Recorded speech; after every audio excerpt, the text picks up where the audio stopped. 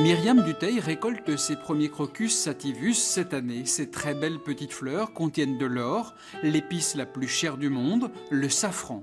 Le crocus, cueilli par Myriam, est une plante particulière. La floraison se produit de la fin septembre à la mi-novembre. Il faut une température de 9 degrés pour que la fleur sorte de terre. Elle vit 48 heures, puis se fane.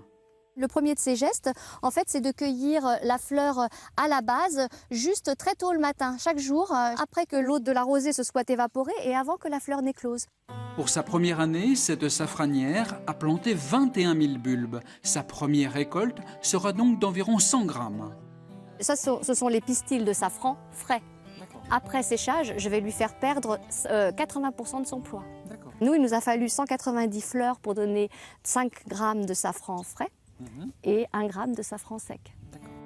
Toutes les étapes de la transformation de la fleur en épice doivent être effectuées dans la journée.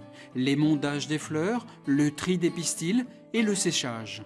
Pour éviter l'amertume, Myriam retire la petite partie blanche d'un coup de ciseau précis. Je coupe, ça me permet de séparer le pistil de ma fleur et après je vais redécouper la partie jaune et la partie blanche en fait, qui n'est pas bonne pour ne garder que la partie qui est concentrée en safranal. Ce sont donc les petits filaments rouges en trident qui contiennent le safran. Pour les conserver, Myriam les conditionne dans des petits pots et ils contiennent 1 gramme de safran. Cette épice est très appréciée pour ses qualités olfactives et gustatives. La France n'en produit actuellement que 40 kilos par an, mais de haute qualité. Le prix du safran est de 35 000 € le kilo.